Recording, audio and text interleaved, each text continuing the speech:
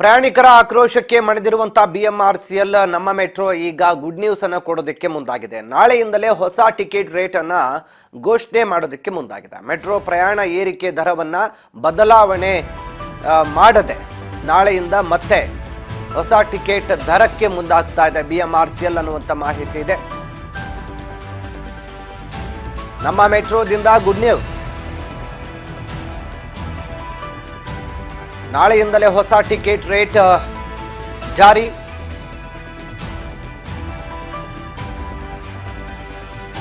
ಪ್ರಯಾಣಿಕರ ಆಕ್ರೋಶಕ್ಕೆ ಮಣಿದ ಬಿಎಂಆರ್ಸಿಎಲ್.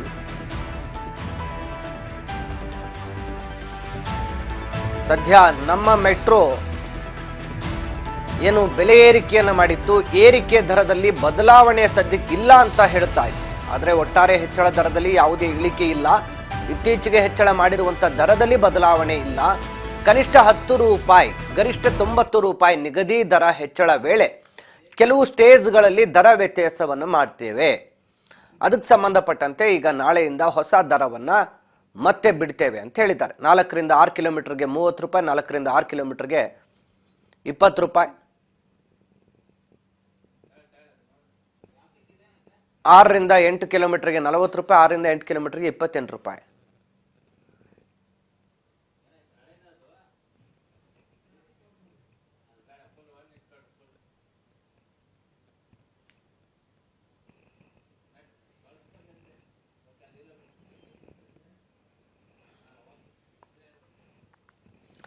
ಸದ್ಯ ದರ ಹೆಚ್ಚಳವಾಗಿದ್ದ ಕಾರಣ ಮೆಟ್ರೋದಲ್ಲಿ ಪ್ರಯಾಣಿಕರ ಸಂಖ್ಯೆ ಕೂಡ ದಿಢೀರಂತ ಕುಸಿತ ಕಂಡಿತ್ತು.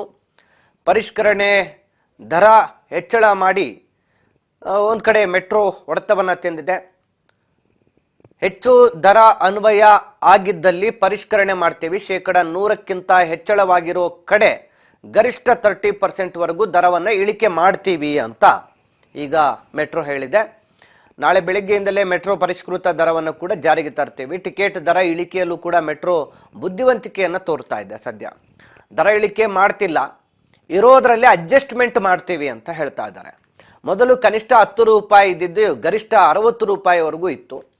ದರ ಏರಿಕೆ ನಂತರ ಈಗ ಕನಿಷ್ಠ 10 ರೂಪಾಯಿ ಇದ್ದಿದ್ದು ಗರಿಷ್ಠ 90 ರೂಪಾಯಿವರೆಗೂ ಕೂಡ ಆಗಿದೆ. ಸೊ ಹೀಗಾಗಿ ಒಟ್ಟಾರೆ 46% ಟಿಕೆಟ್ ದರ ಏರಿಕೆ ಆಗಿದೆ. ಇದರಲ್ಲಿ ಕೆಲವೊಂದು ಸ್ಟೇಜ್ ಮೇಲೆ ನಾವು ಹೆಚ್ಚು ಕಡಿಮೆ ಮಾಡೋದಕ್ಕೆ ಮುಂದಾಗಿದ್ದೇವೆ ಅಂತ ಮೆಟ್ರೋ ಈಗ ಹೇಳ್ತಾ ಇದೆ.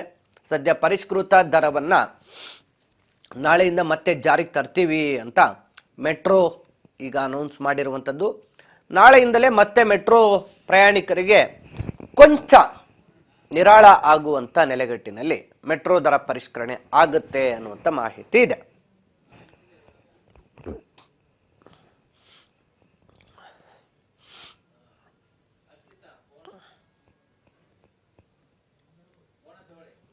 ಇದೇ ವಿಚಾರಕ್ಕೆ ಸಂಬಂಧಪಟ್ಟಂತೆ ಹೆಚ್ಚಿನ ಮಾಹಿತಿಯನ್ನು ಪಡಿತಾ ಹೋಗ್ತೀನಿ. ನನ್ನ ಸಹೋದ್ಯೋಗಿ ಮೆಟ್ರೋ ವರದಿಗಾರ್ತಿ ಹರ್ಷಿತಾ ಈಗ ನಮ್ಮ ಜೊತೆ ಫೋನ್ ಸಂಪರ್ಕದಲ್ಲಿ ಜಾಯ್ನ್ ಆಗಿದ್ದಾರೆ. ಹರ್ಷಿತಾ, ಈಗಾಗಲೇ ಮೆಟ್ರೋ ದರ ಏರಿಕೆ ವಿಚಾರಕ್ಕೆ ಸಂಬಂಧಪಟ್ಟಂತೆ ಸಾಕಷ್ಟು ಆಕ್ರೋಶ ವ್ಯಕ್ತವಾಗಿತ್ತು. ಇನ್ನು ಒಂದು ಕಡೆ ಪ್ರಯಾಣಿಕರೇ ಈಗ ಏನು ಮೆಟ್ರೋದಲ್ಲಿ ಓಡಾಡದೆ ದೂರ ಉಳಿದು ಬಿಟ್ಟಿದ್ರು. ಈಗ ಬಿಸಿ ತಟ್ಟಿ ಬಿಎಂಆರ್ಸಿಎಲ್ ಕಡಿಮೆ ಮಾಡ್ತೀವಿ ಅಂತ ಹೇಳ್ತಿದ್ದಾರೆ. ಹೇಗೆ ಕಡಿಮೆ ಮಾಡ್ತಾರೆ, ಏನು ಕಡಿಮೆ ಮಾಡ್ತಾರೆ ಅಂತ ಮಾಹಿತಿ ಕೊಡೋದಾದ್ರೆ ಹರ್ಷಿತಾ. ವಿಜಯ ಭಾಸ್ಕರ್, ಈಗಾಗಲೇ ಏನಂತಂದ್ರೆ ಮೆಟ್ರೋ ದರ ಏರಿಕೆ ಆದಾಗಿಂದಲೂ ಕೂಡ ಸಾಕಷ್ಟು ವಿರೋಧ ಕೂಡ ವ್ಯಕ್ತವಾಗ್ತಾ ಇದೆ.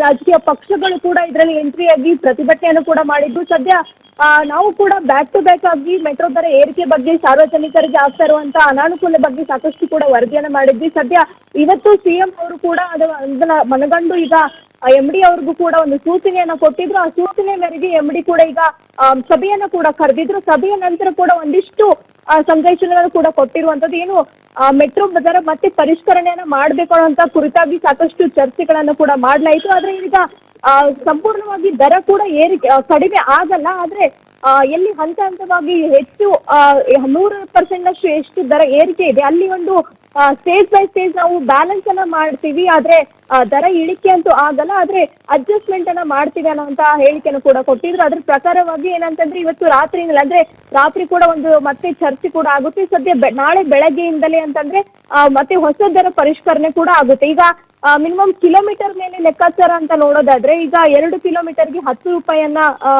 ನಿಗದಿ ಮಾಡಲಾಗಿತ್ತು.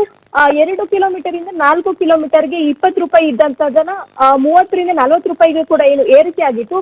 ಸದ್ಯ 20 ರೂಪಾಯಿ ಇದ್ದಂತದೇನು 40 ರೂಪಾಯಿಗೆ ಏರಿಕೆ ಆಗಿದೆ. ಆ ಒಂದು ದರದಲ್ಲಿ ಮಾತ್ರ ಬದಲಾವಣೆ ಆಗುತ್ತೆ, ಕೊಂಚ ಕಡಿಮೆ ಆಗುತ್ತೆ. ಆದ್ರೆ ಏನು 90 ರೂಪಾಯಿವರೆಗೂ ಕೂಡ ಏನು ಏರಿಕೆಯನ್ನ ಮಾಡಲಾಗಿತ್ತು, ಅದು ಯಾವುದು ಚೇಂಜಸ್ ಆಗಲ್ಲ. ಆದ್ರೆ ಇಲ್ಲಿ 1 to ಡಬಲ್ ಇನ್ ರೇಟ್ ಆಗಿತ್ತು. ಆ ಒಂದು ದರದಲ್ಲಿ ಮಾತ್ರ ಬ್ಯಾಲೆನ್ಸ್ ಅನ್ನ ಮಾಡ್ತಿದೆ ಅನ್ನುವಂತ ಮಾತನ್ನು ಕೂಡ ಹೇಳಿದ್ದಾರೆ. ಸದ್ಯ ನಾಳೆಯಿಂದಲೂ ಕೂಡ ಈ ಒಂದು ಹೊಸ ದರ ಪರಿಷ್ಕರಣೆ ಕೂಡ ಆಗುತ್ತೆ ವಿಜಯ್ ಭಾಸ್ಕರ್. ಎಸ್ ಹರ್ಷಿತಾ, ಈಗ ಒಂದು ಕ್ಲಾರಿಟಿ ಅಂತಂದ್ರೆ ಜನಕ್ಕೀಗ ಈ 90 ರೂಪಾಯಿ 60 ರೂಪಾಯಿ ಗರಿಷ್ಠ ಇದ್ದಿದ್ದು 90 ರೂಪಾಯಿ ಆಗಿದೆಯಲ್ಲ, ಅಲ್ಲಿ 48% ಕ್ಯಾಲ್ಕುಲೇಷನ್ ಬರುತ್ತೆ. ಸೊ ನೀವು ಹೇಳ್ದಂಗೆ 20ರಿಂದ 40 ರೂಪಾಯಿ ಜಂಪ್ ಆದಲ್ಲಿ 100% ಹೈಕ್ ಆದಂಗೆ ಆಗುತ್ತೆ. ಅದನ್ನ ಮಾತ್ರ 48ಗೆ ಬ್ಯಾಲೆನ್ಸ್ ತಂದು ನಿಂದಿರ್ಸ್ತೀವಿ. ಆ ಸ್ಟೇಜ್ಗಳಿಗೆ ಮಾತ್ರ, ಅಂದ್ರೆ ಒಂದು ಸ್ಟೇಜ್ ಅಲ್ಲಿ ಎಲ್ಲಿ ಹೆಚ್ಚಿಗೆ 100% ವರೆಗೂ ರೀಚ್ ಆಗಿದೆಯೋ ಅದನ್ನ ಬ್ಯಾಲೆನ್ಸ್ ಮಾಡಿ 48% ವರೆಗೂ ತರ್ತೀವಿ. ಬಟ್ ಪ್ರೈಸ್ ಹೈಕ್ 48% ಅನ್ನೋದೇನಿದೆ ಅದು ಮಾತ್ರ ಖಂಡಿತವಾಗ್ಲೂ ಜನರ ಮೇಲೆ ಬೀಳುತ್ತೆ ಅನ್ನೋದು ಮೆಟ್ರೋ ಹೇಳ್ತಾ ಇದೆ, ರೈಟ್? ಎಸ್, ಖಂಡಿತ ವಿಜಯ ಭಾಸ್ಕರ್. ಈಗೇನಂತಂದ್ರೆ ಕನಿಷ್ಠ ದರ 10 ರೂಪಾಯಿ ಇದೆ, ಗರಿಷ್ಠ ದರ 90 ರೂಪಾಯಿ ಏರಿಕೆ ಆಗಿರುವಂತದ್ದು. ಒಟ್ಟಾರೆಯಾಗಿ ಏನಂತಂದ್ರೆ 70 ಮೆಟ್ರೋ ಸ್ಟಾಪ್ ಗಳಿದಾವೆ. ಆ ಒಂದು ದರ ಸ್ಟೇಜ್ ದರದಲ್ಲಿ ನೋಡೋದಾದ್ರೆ ಒಂದು ಏನು ವ್ಯತ್ಯಾಸ ಇದೆ. ಸೊ ಅಲ್ಲಿ ಏನು 100 ಅಥವಾ ಅದಕ್ಕಿಂತ ಹೆಚ್ಚು ದರ ಅನ್ವಯ ಆಗಿದ್ರೆ ಅದರಲ್ಲಿ ಪರಿಷ್ಕರಣೆಯನ್ನ ಮಾಡ್ಲಾಗುತ್ತೆ. ಈಗ 100ಕ್ಕಿಂತ ದರ ಹೆಚ್ಚಳವಾಗಿರೋ ಕಡೆ ಗರಿಷ್ಠ 30% ಅಷ್ಟು ದರ ಇಳಿಕೆ ಆಗುತ್ತೆ. ಇದರಿಂದ 2.5 ಲಕ್ಷ ಪ್ರಯಾಣಿಕರಿಗೆ ಏನು ಇದೆ ಅಲ್ಲ, ಅವ್ರಿಗೆ ಒಂದು ಅನುಕೂಲ ಕೂಡ ಆಗುತ್ತೆ. ಫಾರ್ ಎಕ್ಸಾಂಪಲ್ ನೋಡೋದಾದ್ರೆ ಈಗ ಹಿಂದಿನ ದರ 20 ರೂಪಾಯಿ ಇದ್ದಿದ್ದು ಈಗಿನ ದರ 40 ರೂಪಾಯಿ ಆಗಿದ್ರೆ ಅಂತ ದರ ಮಾತ್ರ ಪರಿಷ್ಕರಣೆ ಆಗುತ್ತೆ ಅನ್ನುವಂತ ಮಾಹಿತಿಯನ್ನು ಕೂಡ ಈಗ MD ಮಹೇಶ್ವರ ಅವರು ನೀಡಿರುವಂತದ್ದು. ಬಟ್ ಇದರಿಂದ ಈಗ ಮೆಟ್ರೋ ದರ ಮತ್ತೆ ಕಡಿಮೆ ಆಯ್ತು ಅಂತೇನಿಲ್ಲ. ಏನ್ ಮೆಟ್ರೋ ಹೇಳಿದೆ ಅದನ್ನ ಮಾಡಿದೆ, ಅದನ್ನ ಮಾಡ್ತಾ ಇದೆ, ಮುಂದೆ ಕೂಡ ಆ ದರ ಇದ್ದೇ ಇರುತ್ತೆ. ಅದ್ರಲ್ಲಿ ಏನು ಮತ್ತೆ ಡಿಫ್ರೆನ್ಸಿಯೇಟ್ ಅಂತೂ ಆಗಲ್ಲ. ಜನ ಇದಕ್ಕೆ ಒಪ್ಕೊಳ್ತಾರ ಅಂತ ಹರ್ಷಿತಾ? ಎಸ್, ಒಂದ್ ರೀತಿಯಾಗಿ ವಿಜಯ ಭಾಸ್ಕರ್ ನೋಡೋದಾದ್ರೆ ದರ ಇಳಿಕೆ ಮಾಡ್ಬಿಡ್ತೀವಿ ಅಂತ ಹೇಳಿ ಮಾಡ್ಲಾಗಿತ್ತು. ಆದ್ರೆ ಎಲ್ಲೂ ಕೂಡ ಇದು ಡಿಫ್ರೆಂಟ್ ಅಂತ ಅನಿಸ್ತಾ ಇಲ್ಲ. ಯಾಕಂತಂದ್ರೆ ಈಗ ಸಾಕಷ್ಟು ಜನರು ಕೂಡ ಏನ್ ಅಂದ್ಕೊಂಡಿದ್ರು ಅಂದ್ರೆ ನಾವು ಕೂಡ ಸಾಕಷ್ಟು ಜನರನ್ನು ಕೂಡ ಮಾತಾಡಿದಾಗ ಒಂದು 5 ರೂಪಾಯಿಂದ 10 ರೂಪಾಯಿ ಏರಿಕೆ ಆದ್ರೆ ಪರವಾಗಿಲ್ಲ, ಆದ್ರೆ 30ರಿಂದ 45 ರೂಪಾಯಿಷ್ಟು ಏರಿಕೆ ಆಗಿರೋದನ್ನ ನಾವು ಒಪ್ಕೊಳ್ಳೋದಿಲ್ಲ, ದಯವಿಟ್ಟು ಅದನ್ನ ಕಮ್ಮಿ ಮಾಡಿ ಅಂತ ಹೇಳ್ತಾ ಇದ್ರು. ಆದ್ರೆ ಸದ್ಯ ಈ ಒಂದು ಸಭೆಯ ನಂತರ ಕೂಡ ಇನ್ನು ಸಾಕಷ್ಟು ಚರ್ಚೆಯನ್ನು ಕೂಡ ಮಾಡ್ಲಾಗಿತ್ತು. ಎಲ್ಲೆಲ್ಲಿ ಜಂಪ್ ಆಗಿದೆ ಅದನ್ನ ಮಾತ್ರ ಮಾಡಬಹುದು, ಅದನ್ನ ಚೆಕ್ ಮಾಡ್ತೀವಿ ಅನ್ನುವಂತ ಮಾಹಿತಿಯನ್ನು ಕೂಡ ಹೇಳಿದ್ರು. ಆದ್ರೆ ಈಗ ಏನ್ ಡಬಲ್ ಆಗಿರೋದನ್ನ ಮಾತ್ರ ಏನು ಅಂತಂದ್ರೆ 20ರಿಂದ 40 ರೂಪಾಯಿ ಆಗಿರೋದನ್ನ ಮಾತ್ರ ಪರಿಷ್ಕರಣೆ ಮಾಡ್ತೀವಿ ಅಂತ ಹೇಳಿದ್ರು. ಅದ್ರಲ್ಲೂ ಕೂಡ 30% ಮಾತ್ರ ಇಳಿಕೆ ಅಂದ್ರೆ ಇದು ಎಲ್ಲೂ ಕೂಡ ಸರಿ ದೂಗಲ್ಲ. ಯಾಕಂದ್ರೆ ಇದು ಕೂಡ ಒಂದ್ ರೀತಿಯಾಗಿ ಸಾರ್ವಜನಿಕರಿಗೆ ಹೊರೆನೇ ಆಗೇ ಆಗುತ್ತೆ. ಯಾಕಂತಂದ್ರೆ ಇಷ್ಟು ದರ ಏರಿಕೆ ಮಾಡಿ ಕೇವಲ ಇಷ್ಟೇ 20ರಿಂದ 40 ರೂಪಾಯಿಯಿಂದ ಮಾತ್ರ ಪರಿಷ್ಕರಣೆ ಮಾಡೋದಾದ್ರೆ ಎಲ್ಲಿಯವರೆಗೆ ದರ ಇಳಿಕೆ ಆಯ್ತು ಅನ್ನೋದೇ ಗೊತ್ತಾಗ್ತಿಲ್ಲ. ಒಂದ್ ರೀತಿಯಾಗಿ ನಾವು ಕಂಪೇರ್ ಮಾಡೋದಾದ್ರೆ ನಮ್ಮ ಬೆಂಗಳೂರಿನಲ್ಲಿ ಅತಿ ಹೆಚ್ಚು ದರ ಪರಿಷ್ಕರಣೆ ಆಗಿರೋದು. ಯಾಕಂದ್ರೆ 90ರಷ್ಟು ಏರಿಕೆ ಆಗಿರೋದು ನಮ್ಮ ಮಾತ್ರ. ಯಾಕಂದ್ರೆ ಈಗ ಬೇರೆ ಬೇರೆ ಕಡೆಗಳಲ್ಲಿ ನಾವು ನೋಡ್ತಾ ಇದೀವಿ ಮೆಟ್ರೋ ಪ್ರೈಸ್ ಗಳನ್ನ, ಆದ್ರೆ ನಮ್ಮ ಕಂಪೇರ್ ಮಾಡಿದ್ರೆ ಬೆಂಗಳೂರಿನ ಮೆಟ್ರೋ ಪ್ರೈಸ್ ಅತಿ ಹೆಚ್ಚು ಹೈಕ್ ಆಗಿರೋದು. ಆದ್ರೆ MD ಅವರ ಹೇಳಿಕೆ ಪ್ರಕಾರ ನೋಡೋದಾದ್ರೆ ಕೇವಲ ಎಲ್ಲಿ ಜಾಸ್ತಿ ಎಲ್ಲೂ ಬ್ಯಾಲೆನ್ಸ್ ಮಾಡಕ್ಕಾಗುತ್ತೆ ಅದನ್ನ ಮಾತ್ರ ಆಗುತ್ತೆ, ಆದ್ರೂ ಹೊರತು ಇಳಿಕೆ ಅಂತೂ ಆಗಲ್ಲ, ಕೇವಲ ಅಡ್ಜಸ್ಟ್ಮೆಂಟ್ ಮಾಡ್ತೀವಿ ಅನ್ನೋಂತ ಮಾತನ್ನ ಹೇಳೋದ್ರ ಮುಖಾಂತರವಾಗಿ ಕೇವಲ ಎಲ್ಲೋ ಒಂದು ಕಡೆ ಜನರಿಗೆ ಒಂದ್ ರೀತಿಯಾಗಿ ಒಂದು ಕಣ್ಣಿಗೆ ಸುಣ್ಣ ಇನ್ನೊಂದು ಕಣ್ಣಿಗೆ ಬೆಣ್ಣೆ ಅನ್ನೋ ತರ ಆ ರೀತಿಯಾಗಿ ಕೇವಲ ಮಾತಿಗೆಲ್ಲಿ ಮಾತ್ರ ಈ ಒಂದು ಮೀಟಿಂಗ್ ನಲ್ಲಿ ಮಾತ್ರ ಈ ರೀತಿಯಾಗಿ ಡಿಸ್ಕಷನ್ ಆಗಿರೋದು ಹೊರತು ಯಾವುದೇ ರೀತಿಯಾಗಿ ಬೆಲೆ ಇಳಿಕೆ ಅನ್ನೋದು ಕೂಡ ಎಲ್ಲೂ ಕಾಣಿಸ್ತಾ ಇಲ್ಲ ವಿಜಯ್ ಭಾಸ್ಕರ್. ಹರ್ಷಿತಾ, ಒಂದ್ ಕಡೆ ಇವತ್ತೇನೋ ಮೆಟ್ರೋ ಪ್ರಯಾಣಿಕರ ಸಂಖ್ಯೆ ಕುಸಿದಿದೆ ಅನ್ನುವಂತ ಮಾಹಿತಿ ಇದೆ. ಎಷ್ಟು ಸಂಖ್ಯೆಯಲ್ಲಿ ಇವತ್ತು ಮೆಟ್ರೋ ಪ್ರಯಾಣಿಕರ ಸಂಖ್ಯೆ ಕುಸಿತ ಆಗಿದೆ, ಅದರಿಂದ BMRCLಗೆ ಎಷ್ಟು ನಷ್ಟ ಆಗಬಹುದು ಅನ್ನುವಂತ ಮಾಹಿತಿ ಏನಾದ್ರು ಇದೆಯಾ ಹರ್ಷಿತಾ? ಎಸ್, ಖಂಡಿತ ವಿಜಯ್ ಭಾಸ್ಕರ್. ನಾವು ನೋಡೋದಾದ್ರೆ ಫೆಬ್ರವರಿ 9ರಿಂದ ಏನು ದರ ಪರಿಷ್ಕರಣೆ ಆಯ್ತು, ಫೆಬ್ರವರಿ 8ನೇ ತಾರೀಕಲ್ಲಿ ನಾವು ಪ್ರಯಾಣಿಕರ ಸಂಖ್ಯೆಯಲ್ಲಿ ನೋಡೋದಾದ್ರೆ ತುಂಬಾ ಇಳಿಕೆ ಆಗಿದೆ. 80,000ರಷ್ಟು ಪ್ರಯಾಣಿಕರ ಸಂಖ್ಯೆಯಲ್ಲೂ ಕೂಡ ಕುಸಿತ ಕಂಡಿರುವಂತದ್ದು. ಇದರಿಂದ ಸಾಕಷ್ಟು ಲಾಸ್ ಕೂಡ ಆಗೇ ಆಗುತ್ತೆ. ಯಾಕಂತಂದ್ರೆ ಈಗ ಒಂದ್ ಕಡೆ ಬಸ್ ದರ ಏರಿಕೆ ಮಾಡಿರೋದ್ರಿಂದ ಮೆಟ್ರೋಗೆ ಸಾಕಷ್ಟು ಜನರು ಕೂಡ ಓಡಾಡ್ತಾ ಇದ್ದಾರೆ, ಅತಿ ವೇಗವಾಗಿ ಹೋಗ್ಬೇಕು ಅನ್ನೋದು ಕೂಡ ಒಂದ್ ರೀತಿಯಾಗಿ ಉದ್ದೇಶ ಇದೆ.